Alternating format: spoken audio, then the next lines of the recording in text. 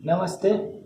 आज की वीडियो में डिस्कस करेंगे जब भी हम कोई भी ग्रीन हाउस रखते हैं या बनाने का ट्राई करते हैं तो उसके लिए कुछ क्राइटेरियाज होती है और वो क्राइटेरियाज किस तरह काम करती है उसके बारे में आज हम डिस्कस करेंगे। तो एक एक करके स्टार्ट करते हैं।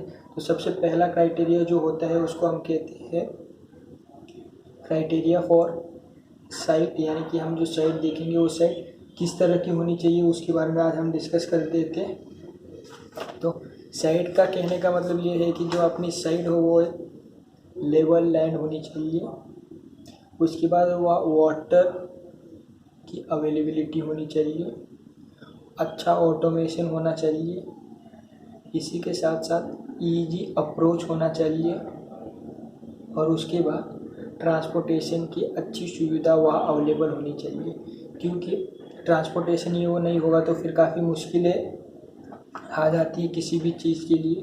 तो इसीलिए वहाँ पे अच्छा ट्रांसपोर्टेशन भी अवेलेबल होना चाहिए। उसी के साथ साथ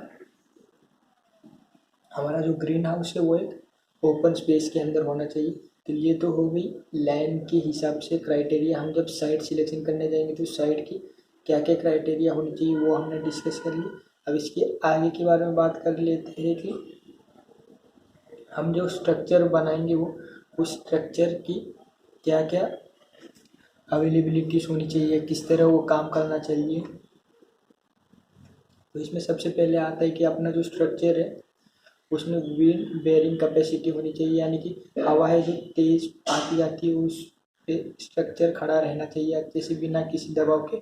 और उसकी लोड बेयरिंग कैपेसिटी होनी चाहिए, यानी कि वो जो अपना स्ट्रक्चर है उसने अच्छी तरह से लोड को बेयर करना चाहिए। क्योंकि ग्रीन हाउस के अंदर स्ट्रक्चर खुद एक एक्सपेंसिव होता है और वो लोड को इसको बेयर नहीं कर पाएगा तो हमने जो इन्वेस्टमेंट किए या जो पैसे लगाए हैं वो हमारे सारे पैसे डूब जाएंगे। इसलिए उसके अंदर लोड बेयरिंग की कैपेसिटी होनी चाहिए। उसके बाद हमारा जो ग्रीन हाउस है वो क्रॉप स्पेसिफिक होना चाहिए, क्योंकि जो क्रॉप है उस हिसाब से हमें ग्रीन हाउस बनाना पड़ेगा। अगर अपनी क्रॉप की लेंथ कम है तो उसके लिए कोसेंट वाला ग्रीन हाउस काम आएगा। क्रॉप की लेंथ अगर ज़्यादा है तो उस हिसाब से अपना ग्रीन हाउस चेंज होता है। उसके बाद अपना ग्रीन हाउस जो है वो साइट स्पेसिफिक होना चाहिए।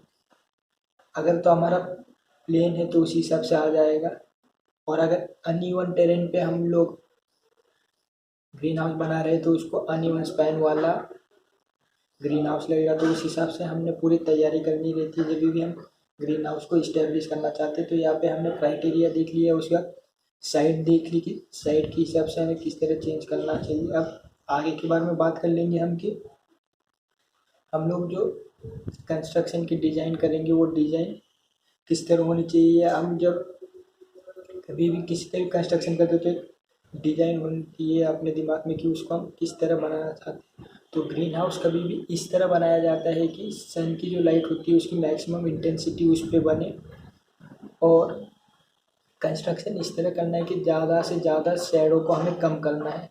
ग्रीन हाउस के अंदर बिल्कुल भी शैडो ना आ पाए या शैडो को हमने मिनिमम करना चाहिए। क्योंकि जब शैडो मिनिमम होगी तब लाइट ज़्यादा आएगी और फोटोसिंथेसिस हो, रेस्पिरेशन हो, वो अच्छे से काम करेगा प्लांट्स के अंदर। इसीलिए जब भी हम ग्रीन हाउस बनाते हैं तो इस चीज़ का हम अच्छे से ध्यान रखते हैं कि हम उसमें बिल्कुल भी लाइट इंटेंसिटी को ज़्यादा ना करने दें। उसके बाद प्रॉपर वेंटिलेशन सिस्टम हमें ग्रीन हाउस के अंदर बनाना होता है। क्यों? वेंटिलेशन के ऊपर ही डिपेंड करेगा कि टेम्परेचर को हम किस तरह मेंटेन करेंगे या ज़रूरत के हिसाब से कैसे कम ज़्यादा किया जा सकता है टेम्परेचर, वो हम अच्छे से डिसाइड कर सकते हैं। उसके बाद होता है कि कवरिंग मटेरियल हम लोग क्या क्या यूज़ करेंगे। जैसी अपनी ज़रूरत है उस हिसाब से हम ग्लास यूज़ कर सकते हैं, पॉलीथीन यूज़ कर सकते हैं, या फिर रिजिड पॉलीवालाइट क्लोराइड्स को हम यूज़ कर सकते हैं। अब इसके बाद इसमें एक इम्पॉर्टेंट बात ये भी रहती है कि हम जब स्ट्रक्चर की डिज़ाइन कर रहे हैं तब उस समय हम एग्रोनॉमिक प्रैक्टिसेस को किस तरह कर रहे हैं उस हिसाब से भी ग्रीन हाउस की डिज़ाइन बनी जाती है। अब हम बात कर लेते हैं कि कंस्ट्रक्शन का जो मटेरियल होता है उसमें हम किस किस चीज़ का यूज़ करते हैं। तो कंस्ट्रक्शन के मटेरियल के लिए हम ज़्यादातर जो चीज़ यूज करते हैं वो वुड हो सकती है, आयरन हो सकता है, एल्यूमिनियम हो सकता है, स्टील हो सकता है। और हम जो जो चीज़ को कंस्ट्रक्शन के लिए यूज़ करेंगे उस हिसाब से हमें चेंज करना पड़ता है। जैसे फाउंडेशन की अगर हम बात करें तो फाउंडेशन कभी भी आरसीसी का अगर हम बनाते हैं तो वो काफ़ी अच्छा रहता है, क्योंकि आरसीसी से बने हुई फाउंडेशन पे ग्रीन हाउस अच्छे से स्टेबिलिटी ला पाएगा और अच्छे से टिक पाएगा। उसके बाद वुड अगर हम यूज़ कर रहे हैं तो उसमें लिमिटेशंस आ जाती है। सबसे पहली लिमिटेशन ये होती है कि वुड अगर आपके पास लोकेलिटी में अवेलेबल है, यानी कि आसपास के एरिया से हम कई सारी लकड़ियाँ लेके आ सकते हैं और उसका इस्तेमाल कर सकते हैं ग्रीन हाउस में, तो तब कोई प्रॉब्लम नहीं। लेकिन अगर हम ये सोचते हैं कि हम वुड को ट्रांसपोर्ट करके यूज़ करेंगे तो फिर उसका कॉस्ट और एल्यूमिनियम और स्टील पाइप का कॉस्ट सेम बराबर हो जाता है, यानी कि एक समान हो जाता है। तो अगर आपके पास लकड़ियाँ या बैम्बू अवेलेबल नहीं है तो हम सीधा सीधा एल्यूमिनियम या स्टील की पाइप यूज़ कर सकते हैं, क्योंकि वुड की बाइंग कॉस्ट कम रहेगी, यानी कि हम खरीदिए उसको कम में करेंगे, लेकिन वहाँ से ग्रीन हाउस की जो साइट है वहाँ पे लेके आने में जो ट्रांसपोर्टेशन चार्जेस होंगे वो ज़्यादा लग जाएंगे। तो उसके चलते सिंपल है कि एल्यूमिनियम की या स्टील की पाइप्स हम यूज़ कर लें और ग्रीन हाउस का अच्छे से कंस्ट्रक्शन कर सकते हैं। उसके बाद जो अलग अलग चीज़ें होती है उस हिसाब से हमें चेंजेस करने पड़ते हैं। जैसे आरसीसी फाउंडेशन के लिए होगी, अगर हम वुड का इस्तेमाल कर रहे हैं तो वुड की जो ऊपर की सरफेस होगी उसे हमें वाइट कलर से पेंट कर देते हैं उसको, जिससे कि उसकी लाइफ को हम बढ़ा सकें, क्योंकि वो पानी है वो कोई भी हो तो ख़राब होने के चांसेस उसमें काफ़ी ज़्यादा होते हैं। और इसी के चलते हम लोग जब भी वुड का इसका इस्तेमाल करते हैं तो इसका ध्यान रखना रहता है। अगर हम आयरन की बात करें तो आयरन को रस्टिंग होती है, तो रस्टिंग से प्रिवेंट करने के लिए भी हमें कई सारे केमिकल्स का यूज़ करके उसको रस्टिंग से प्रिवेंट करना पड़ता है। अब यहाँ पे हम बात कर लेते हैं कंस्ट्रक्शन मटेरियल के बारे में, हमने बात कर लिया। अब आगे चलते हैं और हम लोग बात करेंगे इसके बारे में कि जब भी हम अब हम टेक्निकली देख ले तो हमने साइट सिलेक्ट कर ली, साइट के ऊपर कंस्ट्रक्शन कैसे करना है वो देख लिया, कंस्ट्रक्शन के मटेरियल क्या क्या करना है वो भी देख। अब इम्पोर्टेंट चीज़ होती है कि उसको हमें कवर करना है।